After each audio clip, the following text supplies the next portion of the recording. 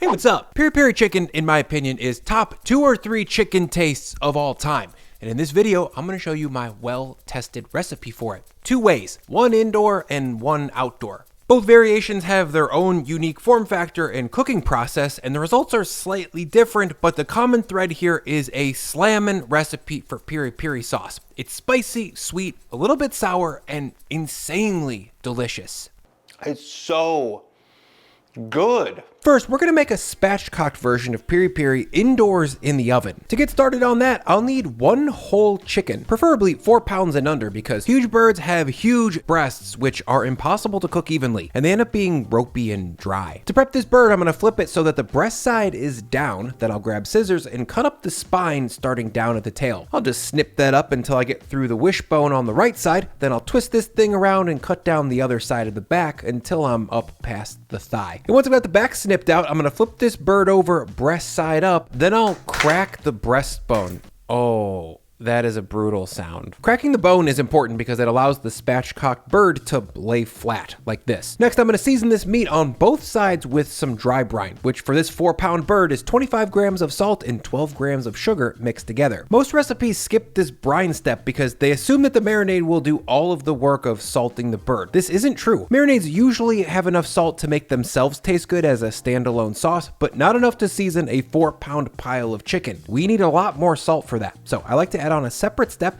just for salting the meat. Once the bird's well dusted up with my salger mix, I'm gonna set it aside to brine while I make the piri piri sauce. For that, I'll grab my food processor and into it add 150 grams of onion, 250 grams of bell pepper, both of which I rough chop so that they would break down easier and faster in the food processor. Then I'll add in 30 grams of garlic and 15 grams of Thai chilies. These are also known as bird's eye chilies, and they are insanely fruity and delicious, but they're also mucho hot, so be real careful. Ooh. It just covers the whole mouth eventually. If you can't find them, sub in 2 to 3 habaneros, or if you can't handle their heat, sub in the same amount of Fresno chilies. Next, I'll add in 10 grams of smoked paprika, 15 grams of salt, 30 grams of sugar, 200 grams of olive oil, then the zest of 2 lemons. I'm just ripping mine on the microplane, but the small holes on a box grater would also work fine. Then I'll add in the juice of 2 medium lemons, or about 45 to 50 grams worth. The last thing in will be 20 grams of white distilled vinegar, then I'll pop on the lid and spin this until everything is well broken down and kinda saucy. At this point, I want to clarify something though. This is a piri piri marinade, not exactly a piri piri sauce like you're used to seeing at the grocery store. That stuff is mainly designed to be put onto cooked meat, and while those sauces can be really delicious, they're just a different thing than we're making here, so you can't really compare them. This piri marinade is going to be quite a bit more rustic, chunky, and loose than what you find at the grocery store, and that's by design. Later on, we're going to be turning this into something that's more sauce-like, but for now, we want it chunky and kind of wet like this. Okay, let's grab that chicken real quick. After 25 minutes of dry brining, it's well salted and will now be able to hold on to so much more of its moisture during cooking. Now, I'm just going to liberally brush this piri piri marinade all over this chicken on both sides. I like to make sure that every little bit of this thing is covered in orange paste. In total, try to use about half of the marinade that we just mixed up. From here, I'm going to move this over to the fridge and let the bird marinate for at least 4 hours, but preferably overnight. The extra time is going to allow the skin to dry out, which makes it much easier to brown, and it gives the acid in the marinade more time to tenderize the meat. Oh, by the way, save the other half of the sauce and throw it in the fridge alongside the chicken. Tomorrow, we're going to be using it to cook and sauce things up. The next day, I'll pull my chicken out and then preheat my oven to 285F. As you can see, after a night in the fridge uncovered, this chicken has absorbed the marinade's juices and the skin is dried out. From here, I'm going to load this marinated chicken into my preheated oven and slowly, gently roast it for an hour and 15 minutes. 75 minutes later, when I check back, the chicken skin is tight and well rendered, and thanks to the low temperature roast, the meat is still holding on to all of its juices. Also, at this point, the internal temperature of the breast should be in the ballpark of about 135 to 140F. Next, I'm going to take my leftover marinade and liberally brush it all over the bird. I'm probably adding a 1/4 cup or so at this point. A lot, basically. For me, this dish is all about the piri piri flavor, so we want a really high ratio of sauce to meat. Once I've got this sauced again, I'm going to move the chicken back to the oven, but this time it's heated to 475F so I can get some nice caramelization on the outside.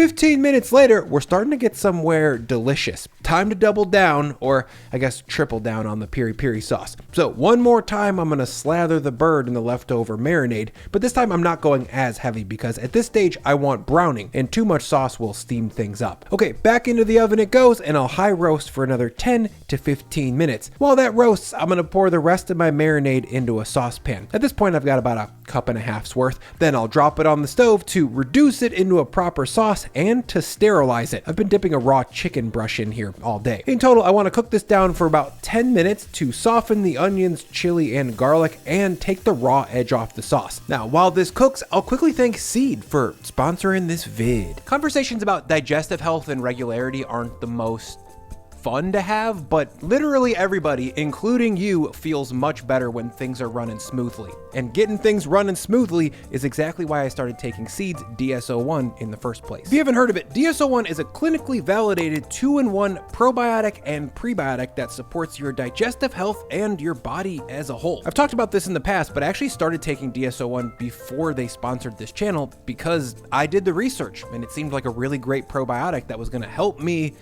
get things moving. I mainly chose it because it's formulated to reduce digestive discomfort and improve regularity in as little as 2 weeks. But I also chose DS-01 because it has 24 strains of probiotics that are clinically and scientifically proven to support your skin, immune, and heart health in addition to your digestive health. Being regular on the regular rips, you guys. I highly recommend it. I also recommend you check out Seed's DS-01 if you're looking for a probiotic. Use code Brian25 at checkout and you'll get 25% off your first month of Seed's DS-01. I'll leave the link down in the description. After 10 minutes of reduction, you can see this marinade has become a proper piri piri sauce. It's nice and thick and really jammy looking. Ooh, baby. Back at the oven, I'm gonna rotate the bird a couple times in the last few minutes just to make sure that nothing is burning. The front of my oven is way hotter than the back for some reason, and this is just a solid move to keep things in bounds. I recommend that you guys do the same. And after a couple more minutes of roasting, Look at this.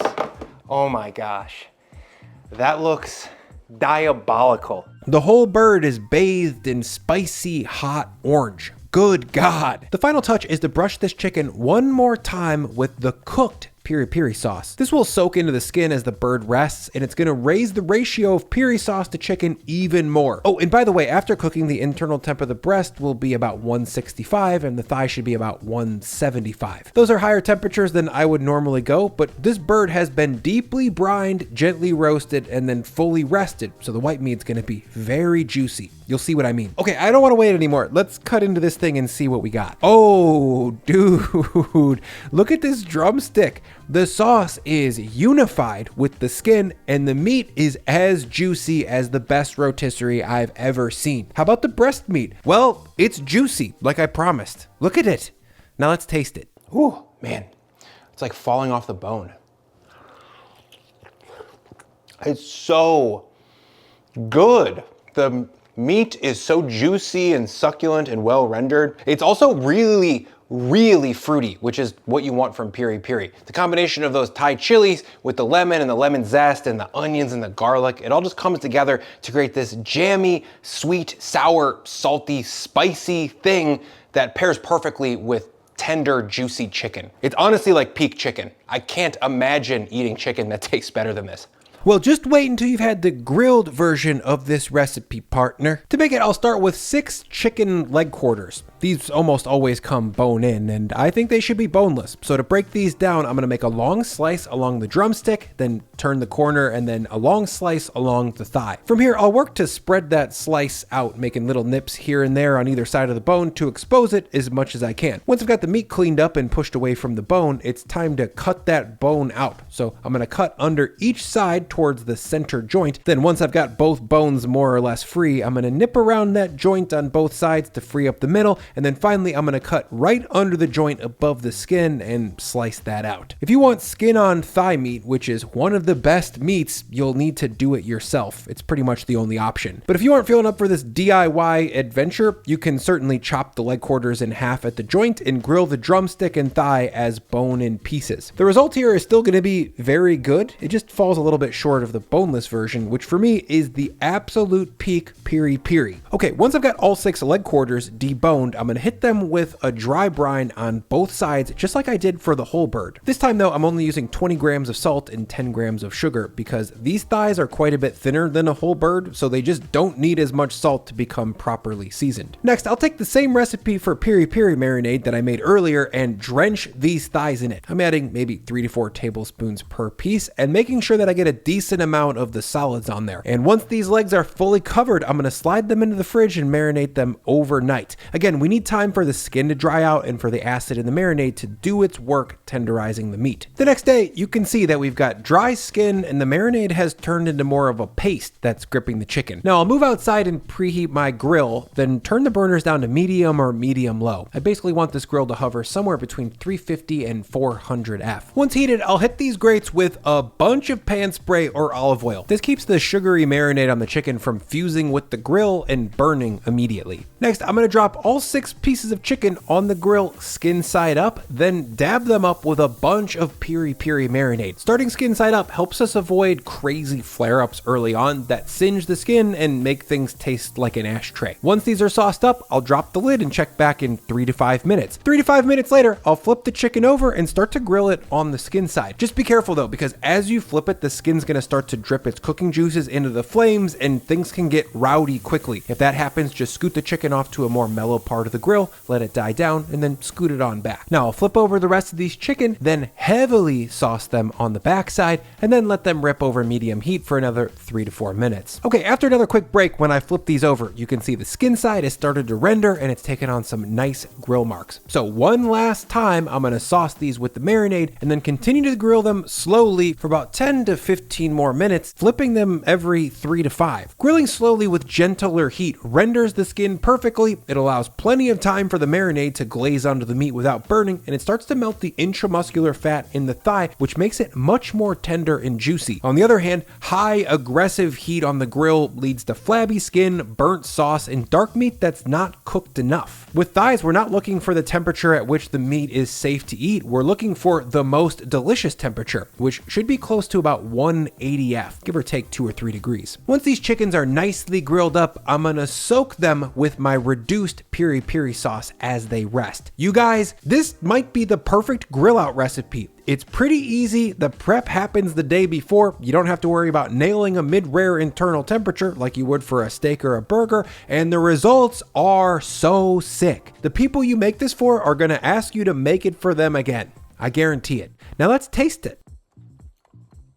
The chicken has everything that you want. It's juicy, the skin is well rendered, it's got grilled flavor, the sauce has all these different layers. You get this bright lemony flavor on the outside from the sauce we added at the end, then you get this caramelized grilled roasty flavor on the sauce from the stuff that we added early on. When it comes together, it kind of hits like buffalo sauce actually. You get fat, salt, sour, and fruity heat all tied up in the same place at the same time. This is just a little bit sweeter, way more dynamic, and for me, a little bit more interesting.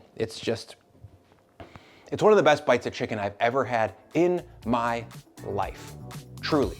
Just a reminder that the Lagerstrom 8-inch chef's knife is back in stock. It's got the style of a Japanese chef's knife, but the durability and affordability of a workhorse restaurant knife. It's 8 inches long, it's super sharp, and it costs $40. If you want one, I'll throw a link in the description. I hope you like it.